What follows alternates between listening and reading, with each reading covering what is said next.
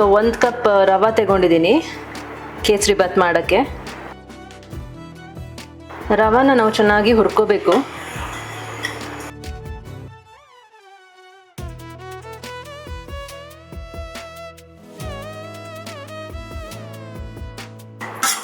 So ಲೈಟಾಗಿ ಇದು colour change ಆಗಬೇಕು ರವಾದು. ಸೊ ಇದ್ರ ಜೊತೆನೆ ಗೋಡಂಬಿ, ಒಣ ದ್ರಾಕ್ಷೆ ಹಾಕ್ಕೊಂಡು ಹುರ್ಕೋತಾ ಇದ್ದೀನಿ. ಸಪ್ರೇಟಾಗೂ ಹುರ್ಕೋಬೋದು, ನಾನು ಜೊತೆಯಲ್ಲಿ ಹುರ್ಕೋತಾ ಇದ್ದೀನಿ.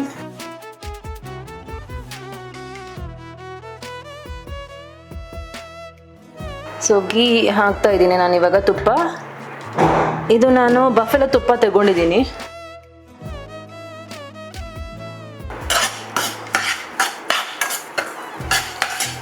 ಗೀ ಸ್ವಲ್ಪ ಬಿಸಿ ಆಗೋವರೆಗೂ ಹೀಗೆ ಕೈ ಆಡಿಸ್ತಾ ಇರಬೇಕು.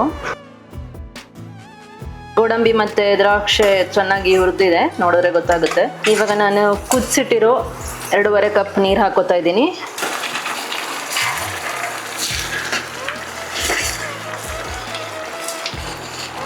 ಒಂದು ಕಪ್ ಸಕ್ಕರೆ ಹಾಕ್ತಾ ಇದ್ದೀನಿ. ಇವಾಗ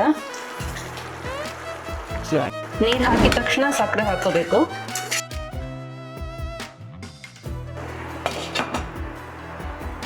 ಸ್ವಲ್ಪ ಹೊತ್ತು ನಾವು ಮುಚ್ಚಿಟ್ಟು ಅದನ್ನು ಬೇಯಿಸಬೇಕು.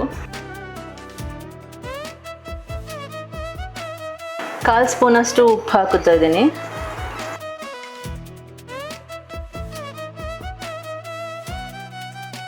ಇವಾಗ ನೋಡಿದ್ರೆ ನಮ್ಗೆ ಗೊತ್ತಾಗುತ್ತೆ ರವೆ ಬೇಯ್ತಾ ಬಂದಿದೆ.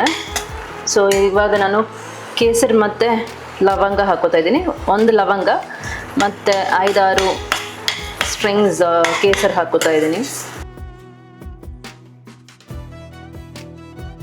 ಇನ್ನು 1 ನಿಮಿಷ ಮುಚ್ಚಿಡೋಣ.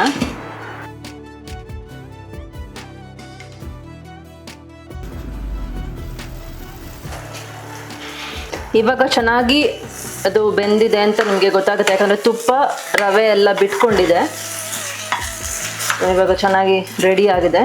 ಸೊ ಫೈನಲಿ ನಾವು ಏಲಕ್ಕಿ ಪುಡಿ ಹಾಕೋತಾ ಇದ್ದೀವಿ. ಏಲಕ್ಕಿ ಪುಡಿ ಹಾಕಿಬಿಟ್ಟು ಒಂದ್ಸಲ ಕೈ ಆಡಿಸಿ ಗ್ಯಾಸ್ ಆಫ್ ಮಾಡ್ತಾ ಇದ್ದೀನಿ. ಇವಾಗ ನಿಮ್ಗೆ ನೋಡಿದ್ರೆ ಗೊತ್ತಾಗುತ್ತೆ ಹೆಂಗೆ ಬಿಡಿ ಬಿಡಿಯಾಗಿ ಚೆನ್ನಾಗಿ ಬಂದಿದೆ ಅಂತ ಕೇಸರಿ ಬಾತ್. ಸೊ ಕೇಸರಿ ಕಲರ್ ಸ್ವಲ್ಪ ಹೊತ್ತಲ್ಲಿ ಬಿಡುತ್ತೆ. ಮುಚ್ಚಿ 5 ನಿಮಿಷ ಇಟ್ಬಿಟ್ಟು ಆಮೇಲೆ ಸರ್ವ್ ಮಾಡೋಣ.